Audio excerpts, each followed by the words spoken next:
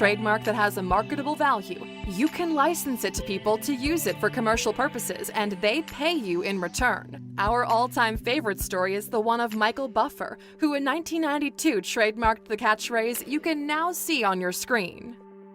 It's super catchy, entertaining, you know exactly how it sounds, and every single time it's said in a commercial manner, you need to write a check to Michael. Since trademarking it, he's made over $400 million just from one catchphrase. Beyoncé trademarked the name of her daughter, Blue Ivy Carter, before she was born, just to make sure nobody uses it commercially. Trademarks can be local or international, but good luck enforcing it. And just to keep things interesting, 1 in 5 U.S. companies says there are companies in China infringing on their intellectual property. This is actually one of the main reasons why China has been growing so quickly.